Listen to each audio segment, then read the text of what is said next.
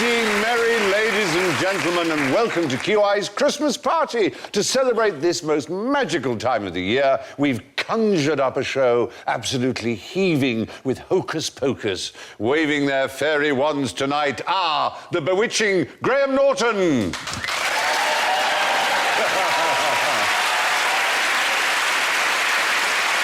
The mysterious Mack.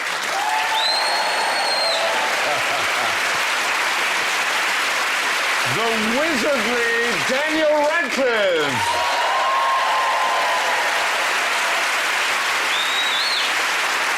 And, of course, my glamorous assistant, Alan Davies.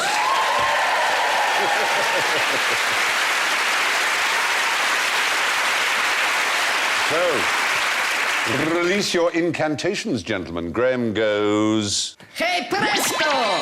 Very nice. Lee goes... Abracadabra. Daniel goes... Expelliarmus! And Alan goes... Please. That was the magic word, wasn't it? Yeah. So, Izzy Wizzy, let's get busy with our first question. What is the oldest trick in the book? Can we take these off You can now? take them off if you're hot. Otherwise, I'm going to have a sudden desire to sort out my pension. So, what is the oldest trick in the book? Abracadabra. Debbie McGee. Oh! Shame on you,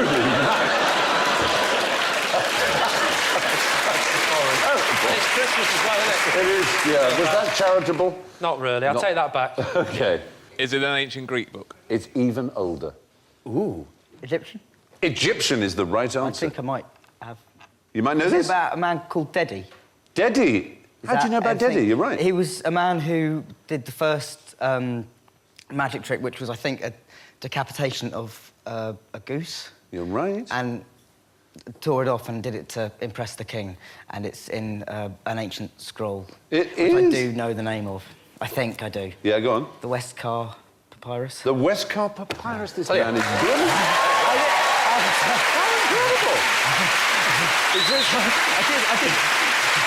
Do they... I should say, you know, I have Do they had... teach- Yes, they do. There is a They certain teach amount this of... in ancient wizardry Yes, at Hogwarts. they do, don't absolutely, they? yes. I don't want you to... This is going to be a very short show. Next question, come on. I'm not about the jokes, it's all about points for me. It's all about I'm here points. to I win. like this idea that when you get cast as Harry Potter, they give you a crash course in as much wizardry as they possibly can, and then you just top it off with a bit of acting at the end. Can I just Pretty much ask, it. what part of pulling a goose's head off is a trick? Well, no, sorry, yes, and then restored it. That's the And he point. was Oh, that's doing- the sorry, key yes, bit. that's That's the the trick. point. It's a Oh, great... the old 2 geese in my bag trick. Has to buy a new goose every week. He did it for King Cheops in 2600 Cheops, BC. of course. The great pyramid of Giza was the Cheops. I think Cheops going, seen it.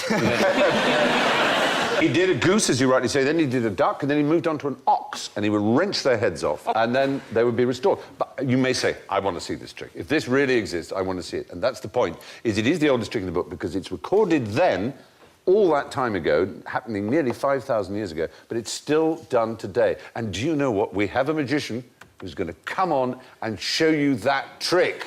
All right? So, but first, ladies and gentlemen, it's Christmas time. We have to summon him. His name is Scott. So let's say Accio Scott, all right? It was also mystical till then, wasn't it? His name is Scott. It's a fine name. He's Scott Penrose. He's the vice president of the Magic Circle. So after 3, 2, 1, we go Accio Scott. We go 3, 2, 1. Accio Scott. Whoa! Oh, my God! He wasn't there, and then he was there! What happened? It's magic, Lee. Isn't it wonderful? Scott, welcome. Lovely to see you, sir. So I believe you can do the Dedi trick that Dan told us about. Yes, Would you indeed. like to do it, please, with Well, your... we'll give it a go with Norman. We just give him a little bit of a... no. Oh, There we go. Just pop his head back on. There he goes. Brilliant. Fabulous. The sensational Scott Penrose, ladies and gentlemen. There you are. The oldest trick in the book. I think the other thing I think about that trick is that it's the first time a trick was done that was purely a trick, and that wasn't done as a, you know, some supernatural power was involved in it. That was the first thing that was written down as a trick, right? well. Yeah. I can do the first half of that trick. It's really tricky the second half. I practice. It just won't go back on. Just won't go back on at all. And there's blood everywhere, and my wife's screaming. Children are running out of the house. Where's our budgie? It's horrible. But was it a trick? I mean, but What's if that it was a trick? that was really the very first trick ever. That we know Well, of. if it went it's wrong a few written times. down. Surely people did pull my finger before that. Maybe. The oldest trick in the book involved pulling the heads off Egyptian animals. So, what might go wrong if you tried to catch a bullet in your teeth? I say. Is that you, Lee? That's a good-looking lad, whoever Yeah. that is. It's the danger that you will end up turning into one of Britain's top light entertainers. Oh, so charming.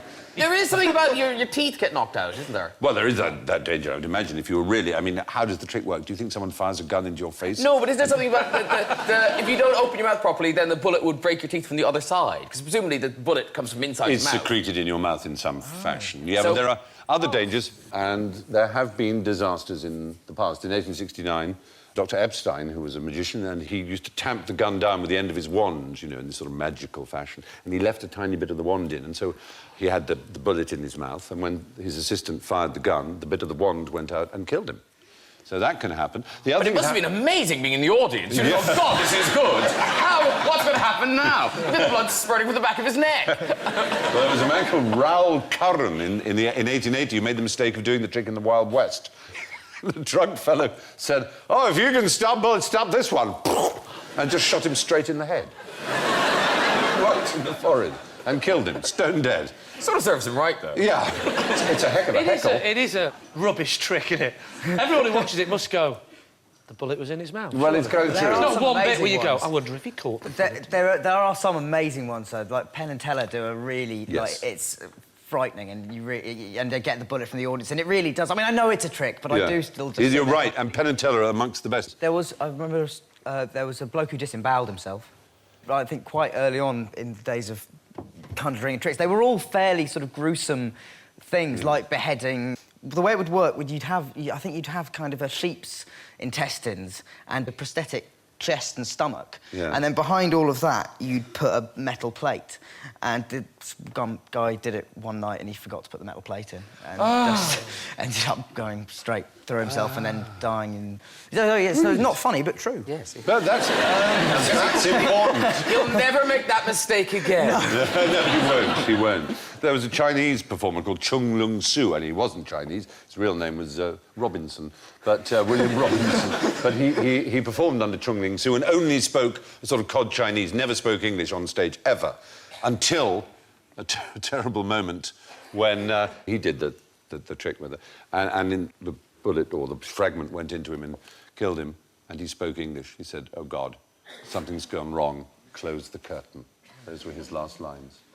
Do you reckon there's a real magician called Chung Ling Soo in China that goes under the name of Bob Robinson? And he'll only speak cod English. Pick a card, any card you like. I don't mind. Pick a card.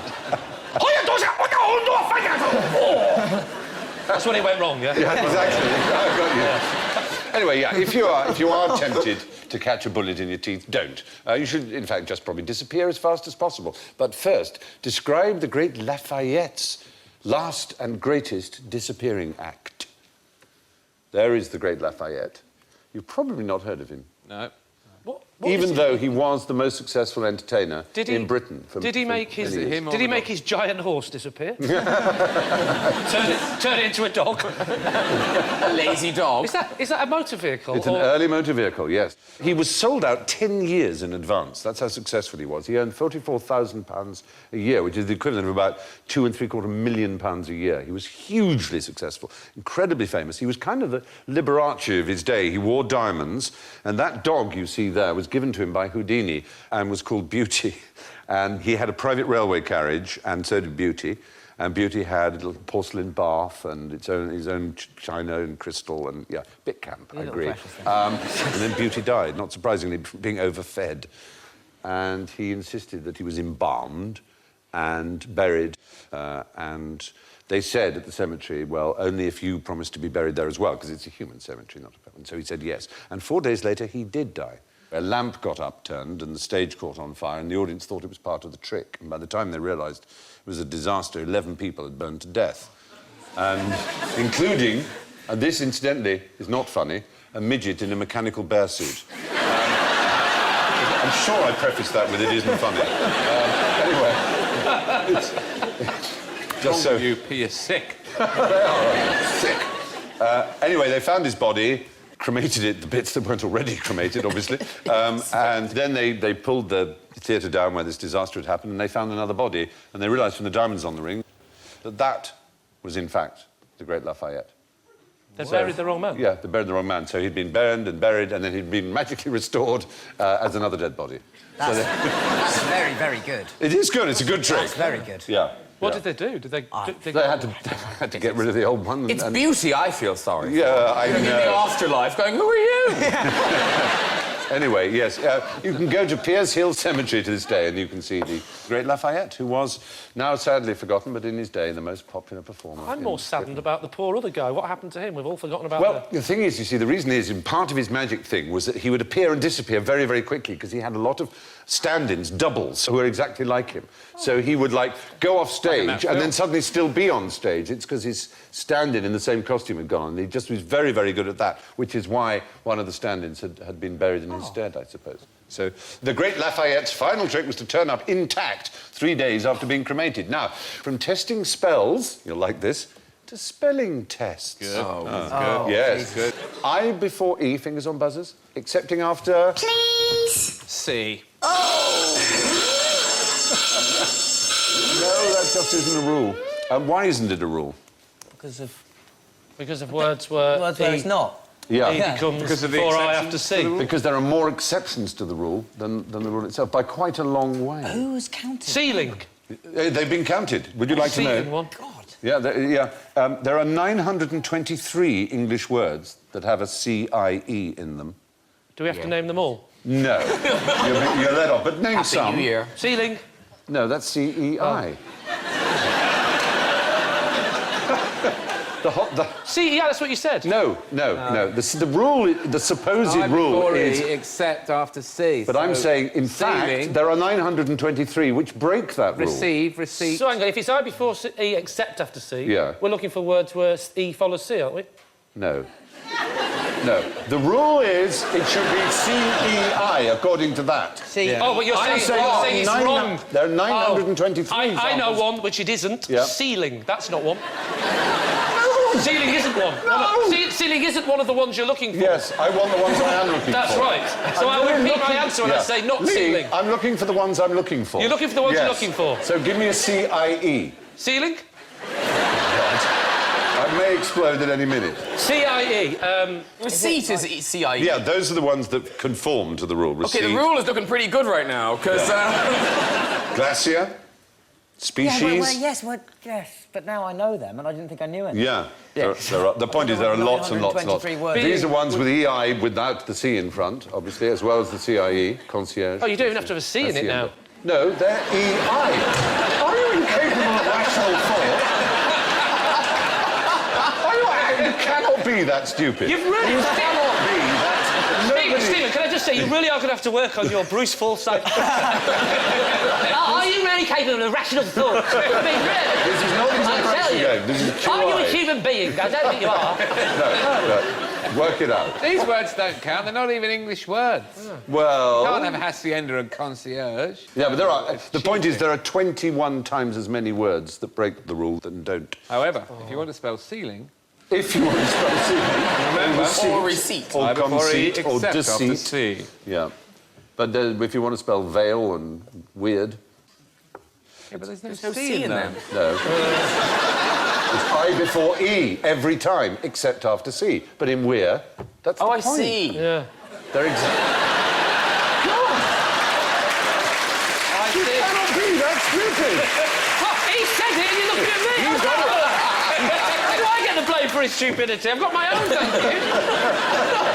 Wow. Daniel, you're the only person on this show who isn't a complete idiot. I'm sure you are. Anyway, see That's why I'm begins with keeping S. so That's not quiet. gonna- That's why I'm keeping so quiet at this moment. It's because Yeah. I'm actually kind of on Lee's wavelength, but I Thank know you. I don't want to get a bollocking. Oh, I'm sorry. He's got I before E. Is that right? Dan, God. Who? that is how you spell my name. Daniel. Yes, How do you you spell have- Daniel? Daniel. Yeah, because it before should be I before you. Yeah, but you can't. Can we count proper nouns? What about my surname? Am I Scrabble does spelling now. that right? There's an I and an E in there. It's I before E always. Yeah, always. According to the rule. Yes. Yeah, but the rule's wrong, But the Stephen. rule is wrong. Yes, it's now officially no longer taught in schools Okay. because it is so clear. Oh, really? Is it not yeah, at all taught? it's anymore? not taught. So the rule now is it's I before E, or sometimes it's E before I.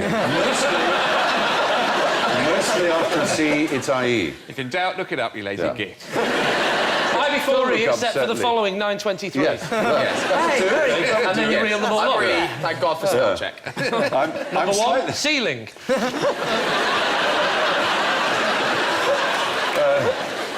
I am... Number two, red ceiling. Three, blue ceiling. Help me, lads, I'm running out of colours. I am slightly shocked by my intolerance, and you'll have to forgive me, but I think we've managed to get it through. The spelling trick I before E is wrong on so many occasions that schools have stopped teaching it. That's enough of lessons. It's playtime, you'll be pleased to know. I'm very pleased. Yeah, good. In which game is it the aim to throw a ball like this into a goal like this? Quidditch. Ah. I thought it had to be. But No, this is from a genuine, real-life world sport. Aztecs. No, but that's, you know, I mean, it is an... It's Mexicans. Are we It's looking not for a nationality Mexicans. or a game name? It's actually a French game, and it's actually rather recent. 1970 it was invented. Oh. It's very similar to Quidditch. It has a Full of goal her almost ideas. identical to a right. Quidditch goal. In Quidditch, what do you travel on? A broomstick. A broomstick. This is... Very painful. people yeah, but do- that is special effects, though, isn't it? Yeah, it's not That's real. very, very painful. Big Is it magnets. painful? So why is it painful? Can I just say that this is a Oh. little bit unfair, that my questions are, what is I before E except after C? That wasn't His your questions question. are, how What do you do for a living how for do, the how last do you 10 fly years? around in Quidditch? One of the rules. No, here. that wasn't the question. That was just simply just a- me I'm asking. not getting you. points for this. No, he's not. What's kind of odd is that if you catch the snitch, which Yeah. is a ball in the films, you win automatically. Yeah. That team wins. So you could win straight so away. it doesn't matter how many points you score with the other ball. It does seem It's unsatisfactory weird, in it's that, funny, in isn't that it? respect. Yeah. It's also almost like annoys it's me not how FIFA far- regulated, isn't it? And also, how far you can go away from where you're playing the Quidditch. That's true, I'd Yeah. not thought of that. That annoys me. Yeah, personally. why have a pitch? I'm sorry, Ewan. Just to return to this one, this is called horseball, and it's played not on broomsticks, but on Horses. horses. And we have some footage of it being played. There it is. So it's like a sort of polo, only in the air. Look how popular it is. Look at the crowd. You grab it. And there you are. Through there, that's a goal. Wow. Yeah. That would be only interesting if only the horses were allowed to catch. But that's actually in itself apparently based on, or at least very closely related to, a game called pato. Pato being the Spanish for duck. Instead of having a ball, they would have a basket with a live duck in it. And they would throw it. And it became the national game of Argentina under Juan Perón in 1953. He declared it the national game over soccer, over football. I love the idea that, you know, after the hand of God thing, they said, look, let's just make this a sport. But what about Quidditch? Does anybody really play Quidditch? Yes, they do. Yeah. Various American universities have now got, like, Quidditch clubs. Hundreds. Quidditch Society. Really, are there Hundreds of and them, hundreds? yeah. And it's a lot less exciting than in the films. You don't say. They're running round with Running a around broom with between their legs. and catching and, yeah, it's quite... It's great if you're in it, I'm sure. If you're in the sweeper position. Yeah. I feel like It's called Muggle Quidditch, not surprisingly, because they can't fly. And there are over 200 college teams in America, the Intercollegiate Quidditch Association. So, horseball has similar rules to Quidditch, but the players ride on horses instead of broomsticks. Which of these would you rather have on your Quidditch team? A Muggle, Hagrid, or Dumbledore? Is it the one that looks like Julius Caesar who's about to be sick in a bucket? I don't know which one that is. On the left. Oh, I see, yes, it does. I think that's Dudley, is it? Yes. The point is, in a lot of J.K. Rowling's work, the words are real, and Dumbledore is a real English word, as is Hagrid, as is Muggle. And I want you to tell me what they really mean. Dumbledore's going to be some sort of a term for a village idiot, I think. Well, funnily enough, yes, it became that. In Thomas Hardy's Under the Greenwood Tree, it means a slow simpleton. It's used as a bit of a Dumbledore, but actually it has an original earlier meaning, yeah? Is there not a Hagrid reference in one of the Thomas Hardy books? There may well be. I don't know, one of the Thomas Hardy books. I don't know which I've one. read, I mean, I've seen sure there is, I'm the sure I longer remember form, Hagridden, I've seen many times, but start with... Monster-like. Start with Muggle. Do you know where the word Muggle might first have been Sounds used? like some sort of woodland creature or something furry. Actually, it's an American Jazz Age word. It's a drug. Is it marijuana? Marijuana is the right answer. Muggle was a word for marijuana, for cannabis, and indeed more particularly for people who smoked it. They were muggles.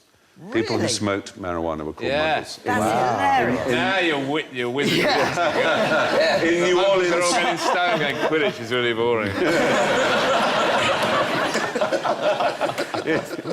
in New Orleans, 1920s, that was it. But what's the next word, then? We've got Hagrid, which is used in Thomas Hardy, you're right, in the I've Mayor of seen it as a Casterbridge. longer form, Hagridden. Yes, Hagridden.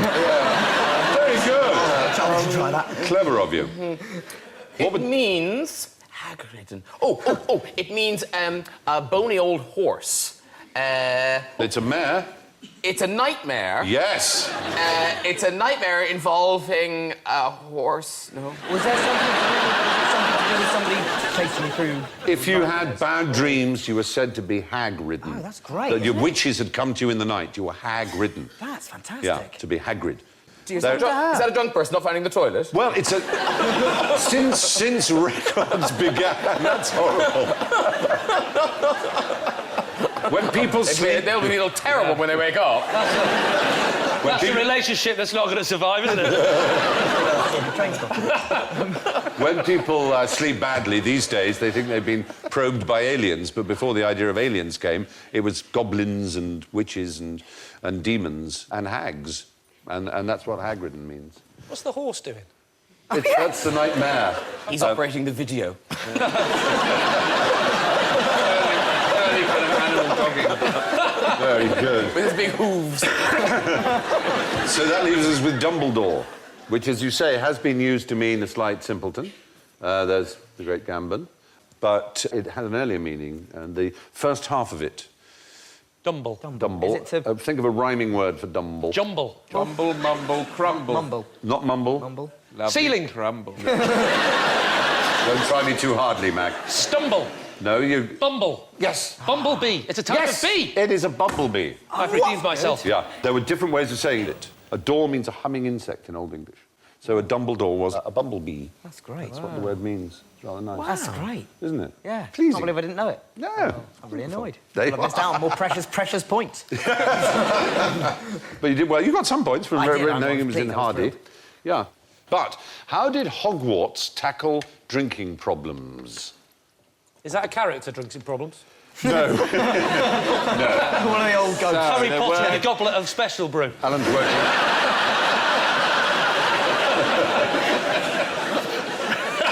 The word existed before the book, then. Yes, you're on the right lines. When the hog finds that the creeks run dry, there's nowhere to drink. No, it's drinking problems Gets some of an mineral water alcoholic from it. sort.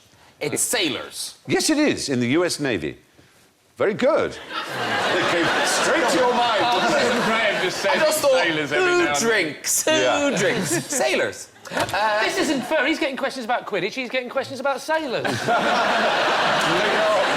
You see? No, a particular branch of the US Navy, submariners. Now, the torpedoes, right, used to run on ethyl alcohol. That was their fuel. Now, since 1914, the US Navy had been dry. You were not allowed to drink. But on board, they had 180% proof alcohol. So how to stop them drinking it?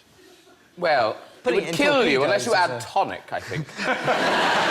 It wouldn't kill you, no. I mean, they would add things. They had plenty of juices they could add to it, and they did.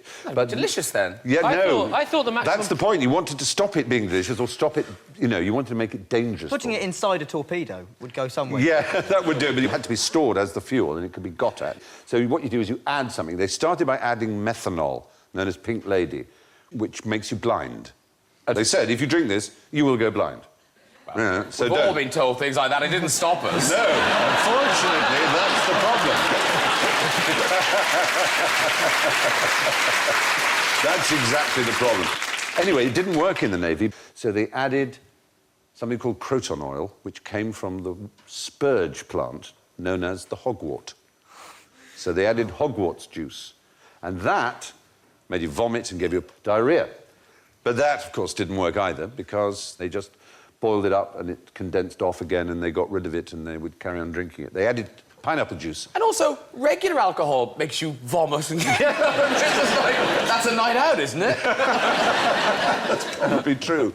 That's probably true, but that was the role that Hogwarts played, anyway. J.K. Rowling, in interviews, when it was pointed out that there was such a thing as Hogwarts, said that she thought she'd made it up herself, but that maybe she'd been to Kew Gardens, and seen Hogwarts, and it just kind of registers in the back of your mind, as these things often do. Anyway. I have visions of J.K. Rowling with a bottle of medicine. Rowling. I made it up, and if anyone's just... Rolling. Where's that braille Rolling. machine? Rolling. Rolling. What did I say? Rowling. W before is that- O, except after R. Like bowling, not like howling. It could be either, you're right. Anyway, I'm sorry, I'm not picking on you, Lee. I love you deeply. During the war... Sorry, mustn't overdo it. It would During be the most... war... If you were picking on me, it would be the most middle-class way of picking on anyone. I think you'll find it rolling like bowling. Stop the bully! During the war, American sailors used to drink torpedo-fueled cocktails, though the Navy tried to stop them by adding hogwort oil. Now, here's a Harry question. Why does the Doomsday Book contain so many empty villages in Yorkshire? Expelliarmus! Is it called the Harrowing of the North? The harrying of harrying of It's the in fact North. the harrying. It's like a Right, harrowing, okay. but it's the And harrying. this is my understanding of it is that there was basically in the city of York, there was an uprising against the Norman troops that were there. And then basically all the people in the city kind of realised that they were actually vastly outnumbering the York soldiers. It's right. You're doing well. But then I think there was a decree sent by the king after this uprising happened, and everything was burnt from sort of like 100 You miles. sort of got the salient points. Yes, William the Bastard, as he was known. William the Conqueror. Don't be put off by a young person knowing more than you, Alan. You must be used to it by now. I'm just mucking about, so No, sorry. That's okay. So what did he say? What is it? I was listening. Yeah, you see? Oh, you're in trouble. No, yeah, the harrying... We weren't concentrating, we were thinking about 10-pin bowling, weren't we? Well, the harrowing of the North, for those at the back, Yeah. was the worst example of genocide. Genocide. Oh, you're in trouble. Because it's Christmas, I'm going to be very lenient. No, it was actually our worst ever act of genocide. What have you done?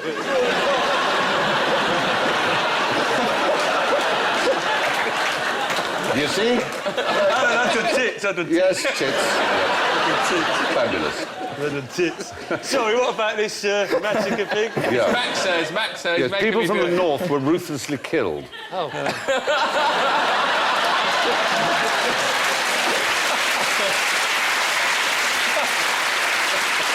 You say ruthlessly with the war cry of "It's rolling as in bowling!" Exactly. They killed them, sir. They killed them in the north. They killed them. The Normans slaughtered 1 in 10, everyone in the north, 100,000 people. And those that survived mostly died of starvation and or lived in But little abject... did they know how good we were at breeding. Yes, but it did take decades. It took decades. It really was laid absolutely waste. And it's called the harrying of the North. It sounds a sort of gentle, oh, I'll give him a little harrying, but it was actually a vile moment. Anyway, that's harrying, but what about pottering? What creature was the subject of Beatrix Potter's first work? I bet it's not Peter Rabbit. Is the right answer. It Thank is God so... you stopped me. Would you have said rabbit? I'd have said, is it not Peter Rabbit? No. I would have said rabbit, yes, I was going to say rabbit. No, the surprise is actually her first work was not a children's book. Wasn't it the book that they based the film Boogie Nights on?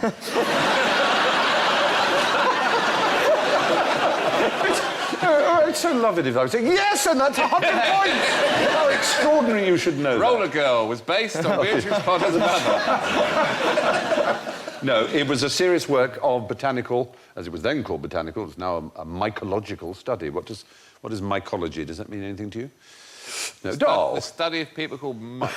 No, that would be interesting in its way. No, it's fungus. Fungus. She was something of a genuine Why did the scientific... mushroom go to the party? Because he was a fun guy to be with. Yeah. Anyway, yeah, that's what she did.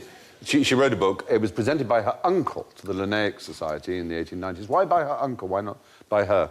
Because she was a woman. I'm afraid that's the case. And it took them 100 years to apologise for the slight. And also, she was a mushroom expert. Who wants to meet her? Well, do you know what I mean? It was like, yeah, talk to Beatrix. She's great on mushrooms. And she couldn't even do the joke, could she? She couldn't say, but I'm a fun guy to be. No, that wouldn't make any sense. But she did then write a story for the son of a former nanny about Peter Rabbit. And it started with the words, once upon a time, there were 4 rabbits called... Flipsy, Bipsy, Dopsy and Flopsy or something. Close, but not...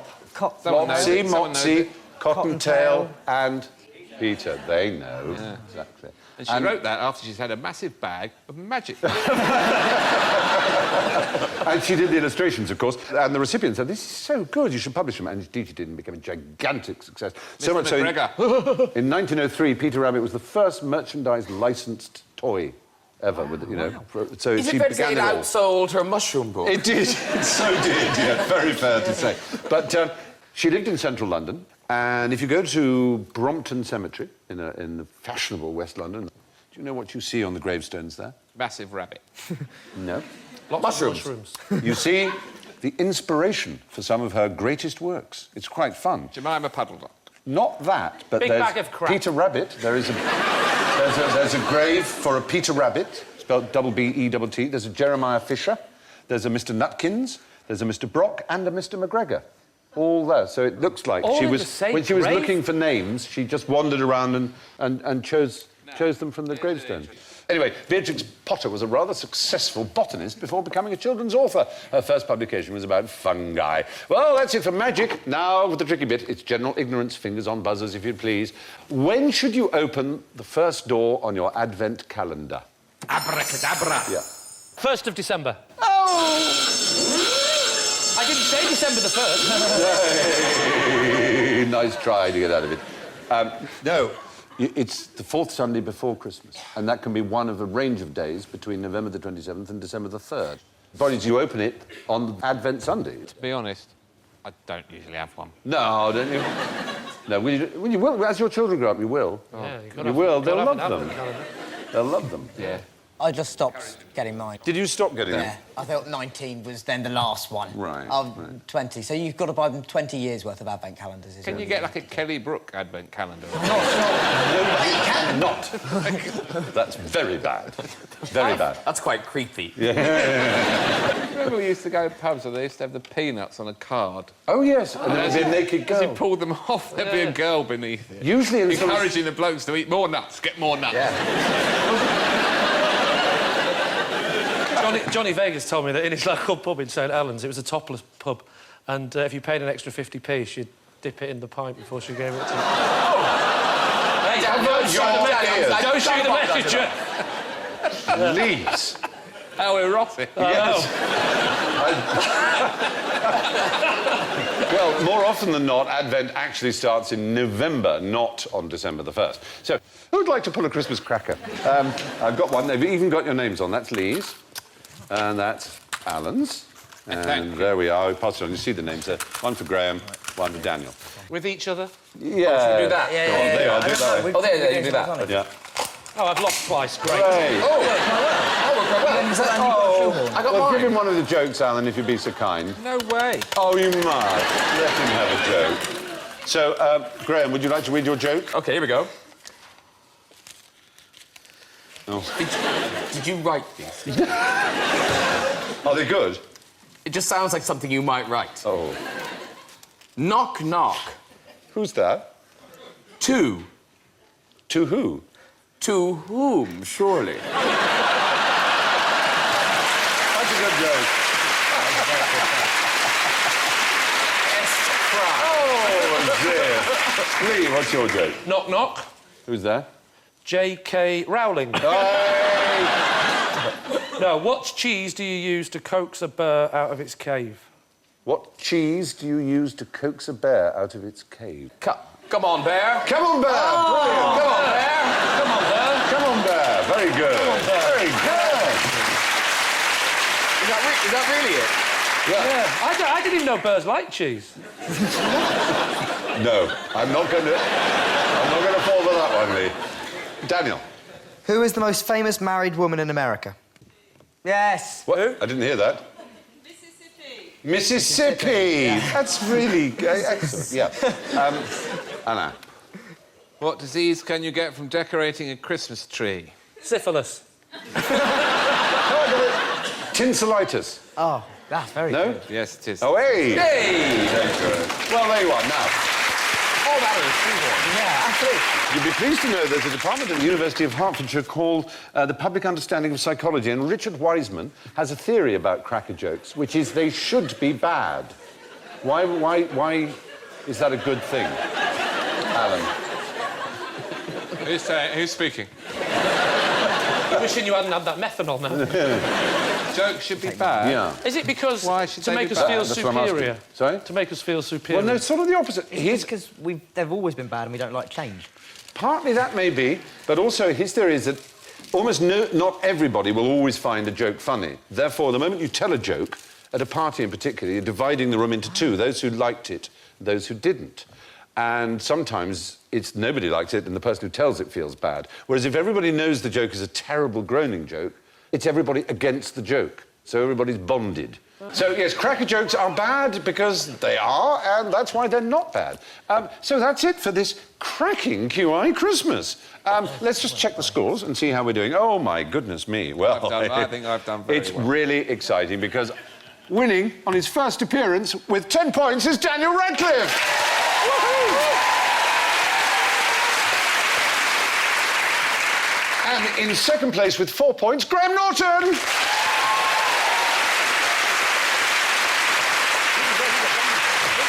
But it's pretty tight below the salt. In third place with minus 18, Lee Mack.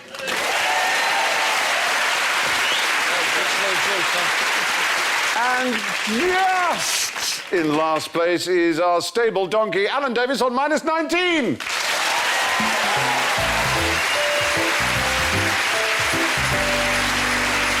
Well, it would be no kind of Christmas party if it didn't end with tricks and japes and larks of all kinds. So, have you got a trick or a jape lined up, Alan? I have something, yes. Ooh, who are you going to play it on? If I could ask Lee to be my Debbie McGee.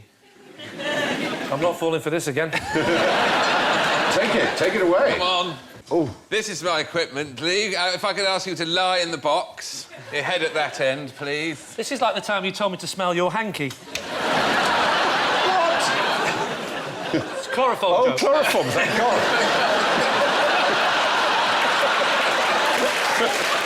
All the way back, if you don't mind. So, all the way in.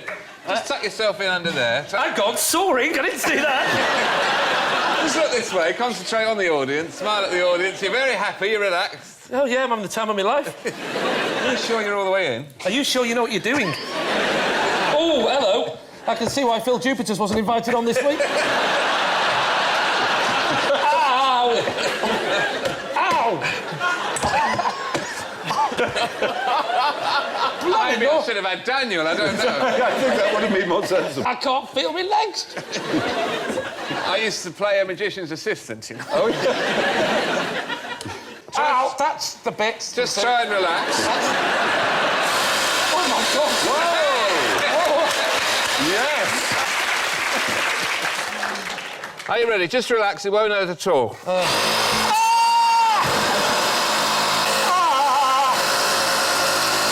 you all right?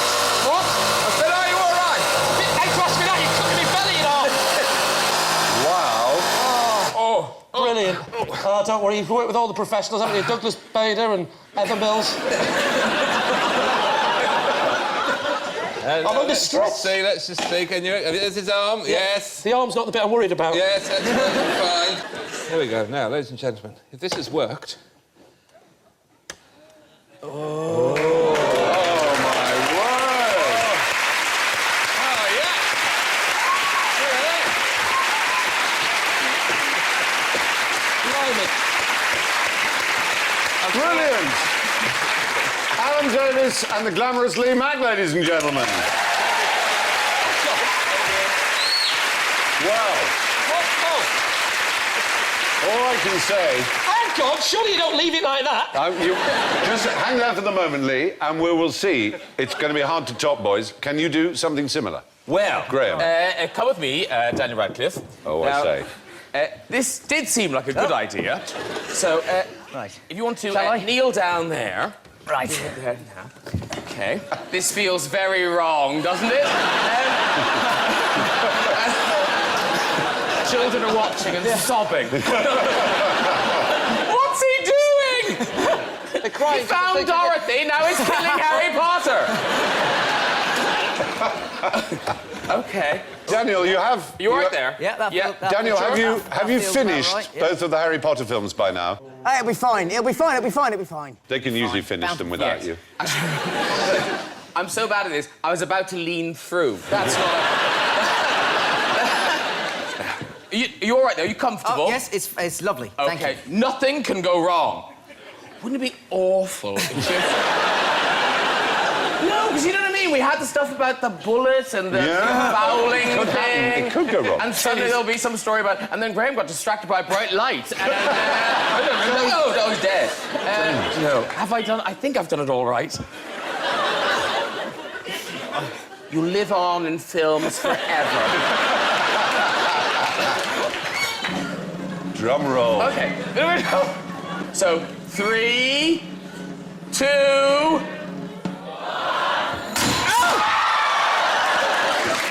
On that bombshell, ladies and gentlemen. Thank you, Graham. You saw it here. It'll be on YouTube before you can speak, but my goodness me. On that bombshell, it's thanks to Lee and Alan. And it's thanks to Graham and the late Daniel Radcliffe.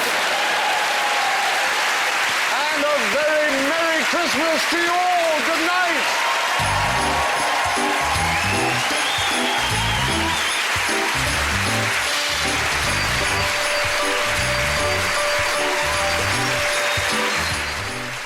How does 3 go into 2 when it's the goodies in double trouble in a moment?